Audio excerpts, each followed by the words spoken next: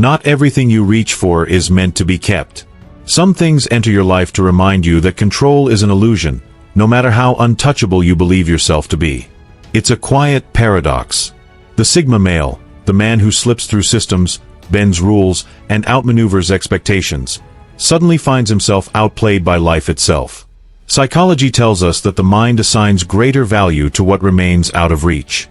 Scarcity sharpens desire. That is why the one woman he cannot have doesn't simply pass through his story. She takes it over. She lingers, not as a presence, but as a disruption. The universe isn't acting as a matchmaker. It's pulling the ground out from beneath a man who is used to landing on his feet. She is sent not as a reward, but as a flaw in his carefully constructed reality. A mirror that exposes the fractures in his armor, and a barrier that refuses him entry. Trapped between longing and denial, he is forced to confront parts of himself he never intended to face. And that is the real cruelty of it. The man who can detach from anything finds himself unable to detach from something he never possessed. The irony cuts deep. Life doesn't challenge him with loss, it challenges him with impossibility. And somewhere in that silence, the universe isn't sympathizing. It's watching, unmoved, unamused, letting the lesson sink in. Number 1. The universe's challenge to certainty. Her unreachability is more than rejection. It is a precise strike against his belief in control. Sigma males move through life with a calm confidence that often borders on invincibility, not because they seek dominance, but because so much tends to bend in their favor. They don't chase approval. They avoid predictable games.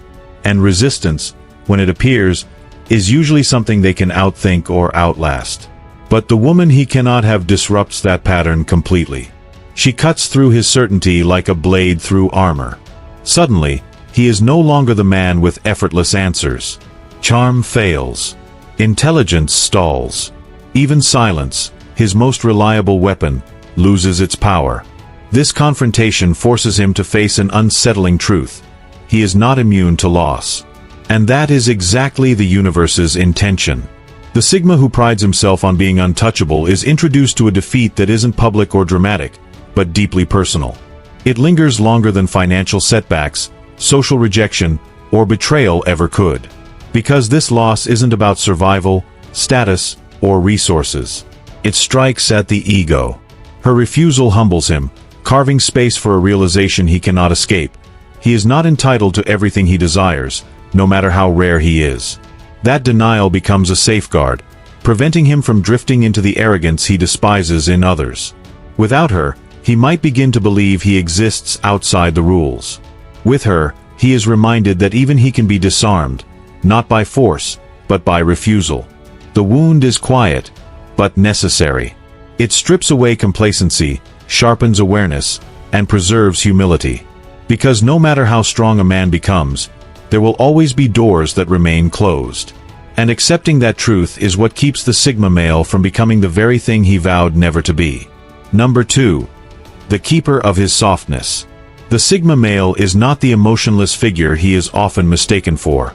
Beneath the shell of independence and self-reliance lies a depth he rarely allows anyone to see.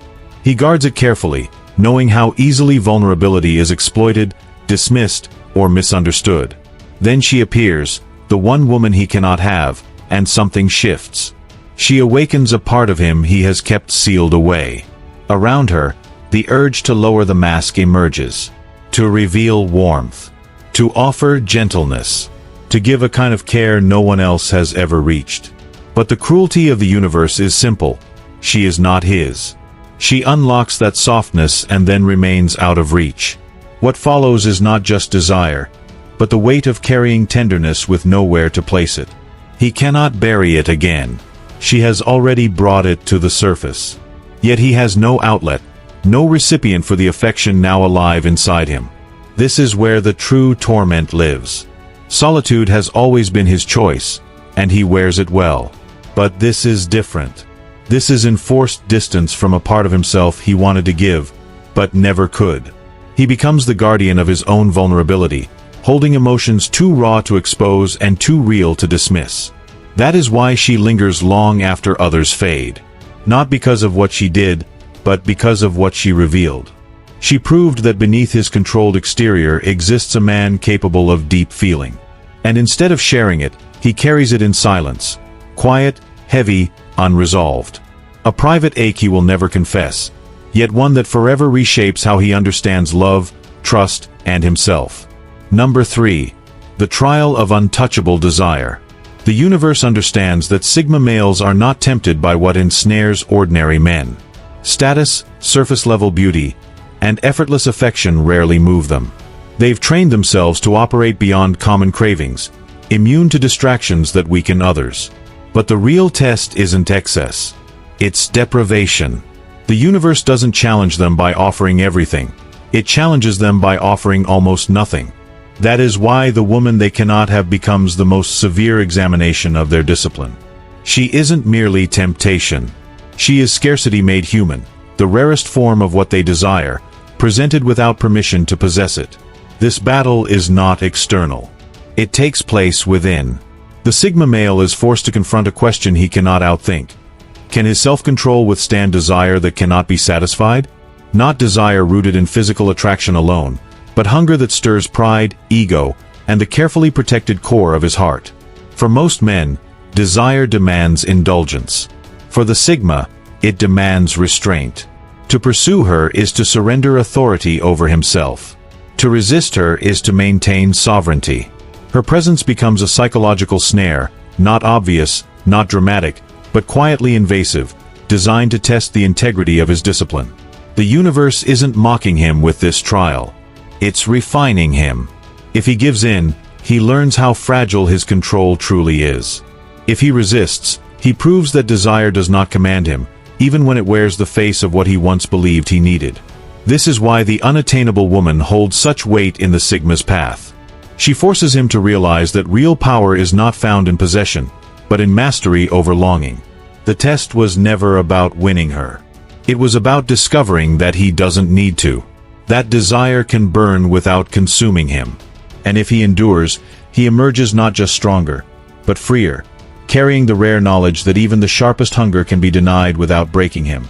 Number 4. The mirror of powerlessness. Control is the Sigma male's quiet currency. He doesn't seek dominance through noise or attention. Instead, his confidence is built on self-mastery, the belief that he can navigate people, bend circumstances, and chart his own course without dependence or permission. This autonomy is his foundation.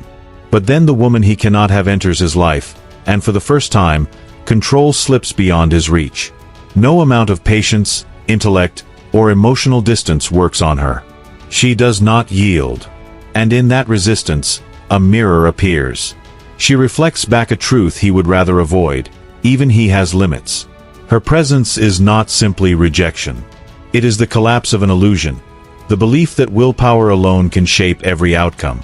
Around her, his usual tools fail.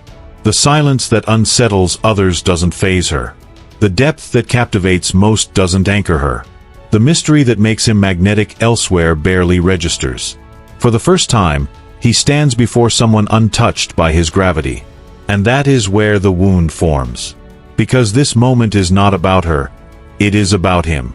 About realizing that power is never absolute. The universe places her in his path not to humiliate him, but to dismantle quiet arrogance. To remind him that control has borders. That no matter how refined a man becomes, life will always reserve something beyond his command. She becomes the one force that fully resists him. And in doing so, she exposes the fragile edges of his strength, the parts that collapse when influence disappears. This confrontation humbles him, but it also stabilizes him.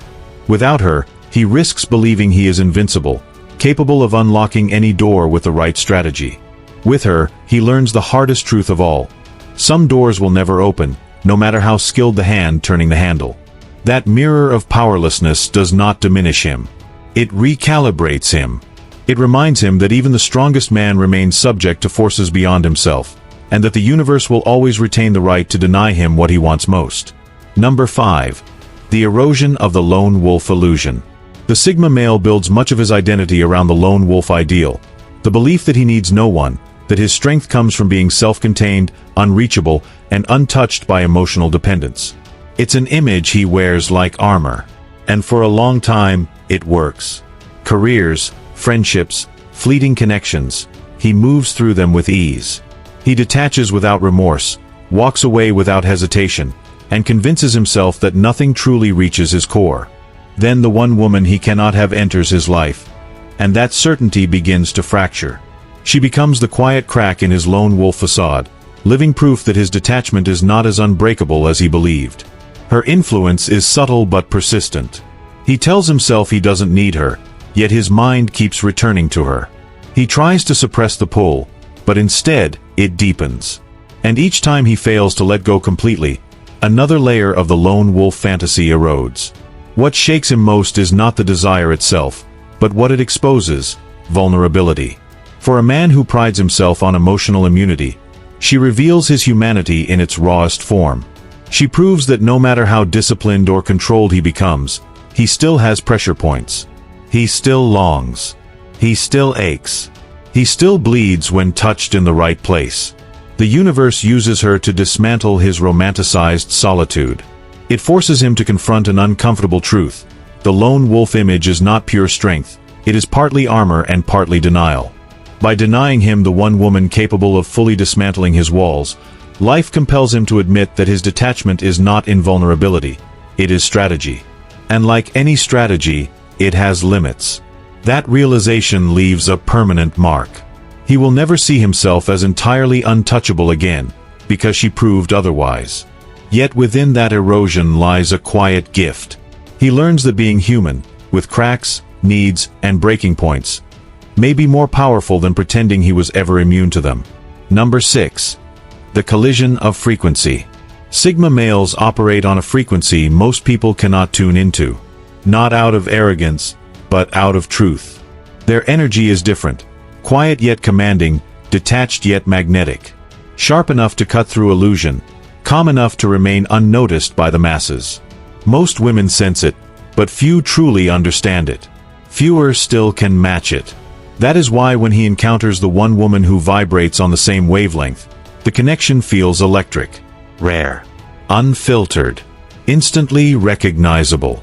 There is no performance, no translation, no need to explain the silences. She understands the contradictions, the intensity, the depth he hides from the world. With her, he is seen without effort. And that is precisely why the universe withholds her. Not out of cruelty, but intention. Resonance does not always lead to possession. This collision of frequency unsettles the Sigma male because it is the first time he feels genuinely mirrored. Her presence confirms that his energy can be met, but her absence proves it cannot always be kept.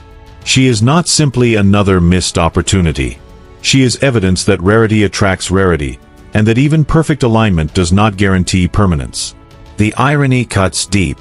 He once believed his uniqueness was a shield against attachment. Yet when it finally draws someone equally rare, he discovers the flaw in that belief. Frequency alignment does not override timing, circumstance, or fate. Sometimes resonance is meant to be experienced, not claimed.